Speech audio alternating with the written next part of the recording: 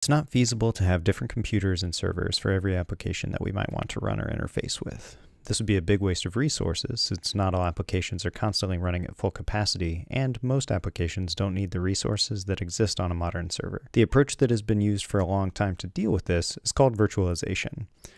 In virtualization, you have some hardware, you have an operating system, you have a hypervisor, which we'll get to in a second, and then on top of that, you have multiple VMs.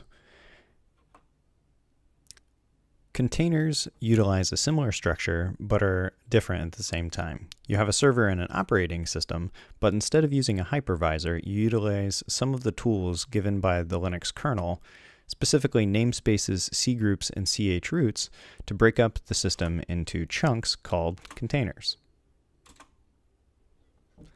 Looking at the difference between a VM and a container, you'll see that there isn't a whole lot different, but the one difference that they do have is significant. A VM is created out of having an operating system, the libraries and dependencies that are necessary, and then the application that you want to run within that virtual machine. A container consists of the libraries and dependencies that you need in order to run that app and your application logic. The big difference here being that there is no operating system that is required inside of a container for it to run.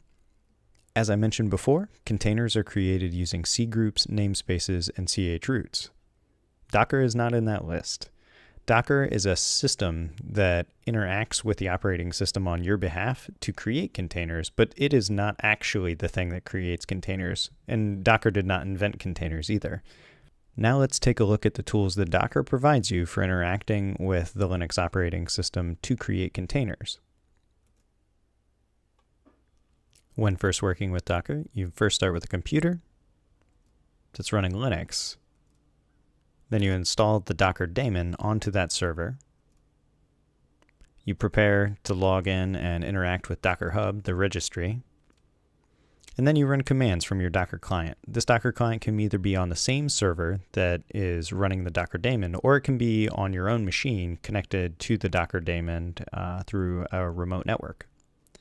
When you run Docker run Apache, you first talk to the Docker daemon. The Docker daemon will check and see if it has an Apache image that it can run. If it does not, it'll talk to Docker Hub. If Docker Hub can find the Apache image, it will return the contents of that image. The Docker daemon will then cache the image. Then the daemon will talk to the Linux operating system and manipulate the various tools that it needs as part of the Linux kernel in order to start the container.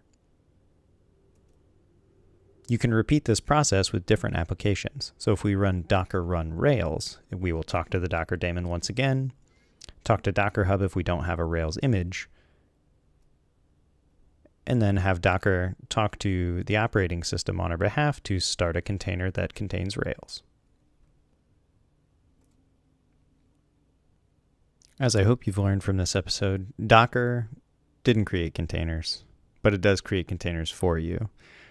Docker makes it much easier to utilize containers to run your applications, and it also removes the need for a hypervisor and virtualization, which both reduces the cost and improves the utilization of server resources.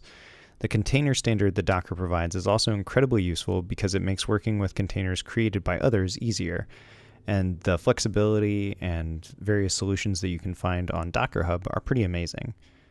I hope you enjoyed this video. Don't forget to like, subscribe, and leave a comment letting me know what you thought about it and what you would like to see me talk about in the future.